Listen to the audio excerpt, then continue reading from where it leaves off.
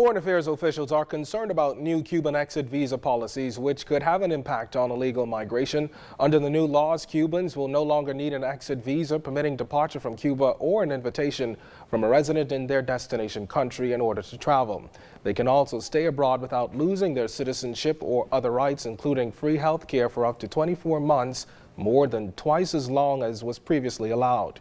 Foreign Affairs Minister Fred Mitchell says, as it stands, Bahamian authorities will be keeping a close eye on the relaxed travel demands on Cubans to determine just how this new policy will affect the Bahamas. But according to Raul Cardoso, a provincial delegate of the Cuban Institute of Friendship with the People, he doesn't see there being any problem, especially as Cubans can now freely leave and return to their country. He's happy because it's a new opening, it's a new possibility to travel, to know the world, to exchange with the world. Before we had the possibility to do it too, but not that open because we needed, for example, an invitation letter or a white card, we call it, as a permission just to go out. But now they can travel freely, no problem with that. The only post or cost that couldn't do their trip, couldn't do their trip now is that they have to ask for permission or the visa in different embassies in order to go to a certain country. Just 3 months after Hurricane Sandy ripped through a segment of the Family Islands, Prime Minister Perry Christie says hundreds of residents are experiencing difficulty with getting repairs done and attaining financial assistance. He says that's been a priority of the cabinet. Then people are disappointed and they want quicker, more effective action. It's a matter that I'm dealing with now because I've had complaints sent to me about that, and so we're going to try to get on top of that right now to deal with those issues that are affecting people, okay? Meanwhile, Minister for Grand Bahama Michael Darville gave an update on how relief efforts are going there. Because of the economic situation in Grand Bahama, we're finding that some people are coming back requesting additional time. That is something that I'm going to discuss with the Prime Minister and the Minister of Finance to see how we could assist them.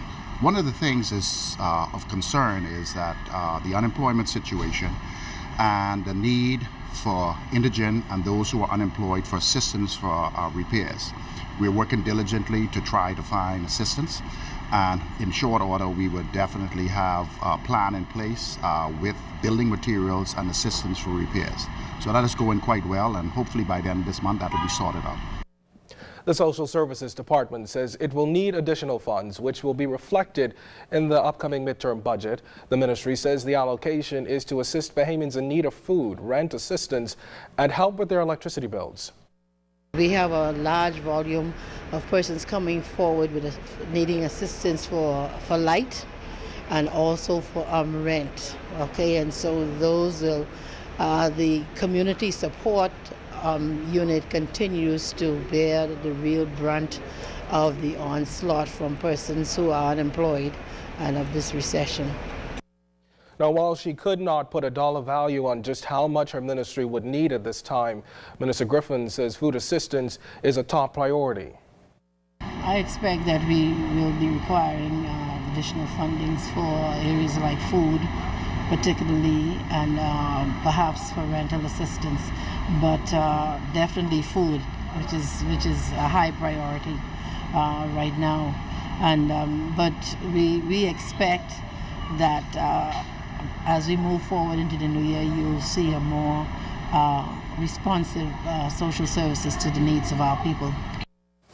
In news from Parliament, Minister of Social Services and Member of Parliament for Yamakra, Melanie Griffin, has told the House that the former F&M administration can't deny its role in allowing city markets workers to be without their pensions today. Did they really think, Mr. Deputy, that we would sit by and let them abdicate their role in this entire fiasco? Did they really think, Mr. Deputy, that we would just allow them to continue to castigate the current owners when they know full well it was them that allowed the former owners to pull some $3 million from the employee pension fund?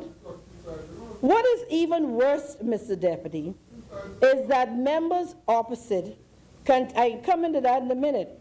What is even worse, Mr. Deputy, is that members opposite continue to try to play on the emotions of the employees and muddy the waters by deliberately mixing the pension fund issue with the severance pay issue.